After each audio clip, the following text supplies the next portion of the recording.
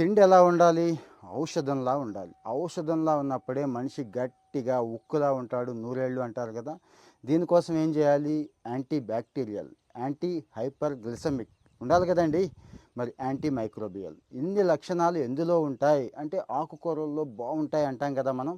ఆకుకూరలు, పళ్ళు రెండిటికంటే కూడా 10 రెట్లు అంటే ఈ 2 ఇచ్చే బెనిఫిట్స్ కంటే 10 రెట్లు ఇస్తాయి మైక్రోగ్రెయిన్స్ అండి. ఈ మధ్య సోషల్ మీడియాలో చాలా బాగా చెప్తున్నారు. ఇన్‌ఫ్లుయెన్సర్స్ చెప్తున్నారు. ఫేమస్ డైటీషియన్స్ కూడా చెప్తున్నారు కదా! ఆ విషయాన్నే నేను ఇంకాస్త అర్థమయ్యేలా చెప్తానండి. జనరల్‌గా స్ప్రౌట్స్ తింటున్నాం కదా అంటారేమో.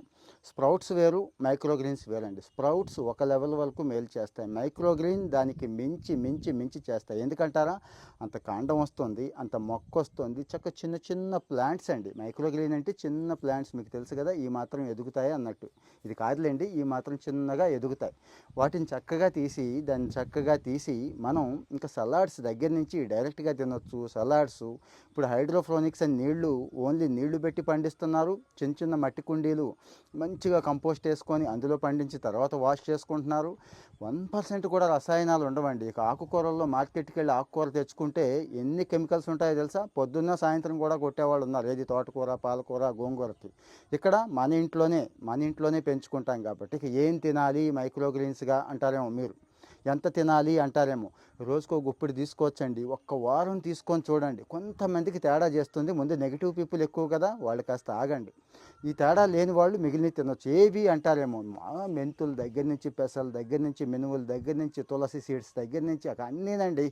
అవి ఇవి లేవు. ఈరోజు ఏవైతే కాయగూరలు, ధాన్యాలు తింటున్నామో అన్నిటినీ కూడా మైక్రోగ్రీన్ కింద కన్వర్ట్ చేసుకొని, అదే పెంచుకొని మన పెరట్లో మనమే పెంచుకొని, అంటే కోళ్ళని మేకల్ని పెంచుకొని కోసుకొని తినడం చాలా చిరాగ్గా ఉంటుంది. వీటి ఇబ్బంది లేదు, హాయిగా కూడా ఉంటుంది. ఒక సక్సెస్ అంటే ఆ విషయంలో సక్సెస్ అయితే చాలా హ్యాపీగా కూడా ఉంటుంది కదండి. సో మరి మైక్రోగ్రెయిన్స్ని స్టార్ట్ చేసేయండి. ఎవరు ఆలోచించక్కర్లేదు. ఎందుకంటున్నారా? యాంటీగ్లిసమిక్ అని చెప్పాను కదండి. షుగర్ పేషెంట్లకి చాలా చాలా అద్భుతంగా ఉంటుంది. డయాబెటీస్ లెవెల్స్ కంట్రోల్ అవుతాయి. భవిష్యత్తులో నాకు షుగర్ రాకూడదు అనుకున్న వాళ్ళు గుప్పెడు మైక్రోగ్రెయిన్స్ ఉండేలా చూసుకోండి. అలాగని ఫ్రైలు వేయించేసి పులుసుల్లోనూ వేయొద్దు. సలాడ్స్గా తీసుకోండి, బెస్ట్ అండి. ఇక తిన్నది అరగాలి, వంట పట్టాలి కదండి మనందరికీ కూడా. దానికి కూడా ఇది అద్భుతంగా ఉంటుంది. రిచ్ ఫైబర్ ఉంటుంది, ప్రోటీన్ ఉంటుంది. ఇక విటమిన్స్ అయితే 1, 2 కాదు, వామ్మో, కావాల్సిన విటమిన్స్ అన్నీ ఇందులోనే ఉంటాయండి.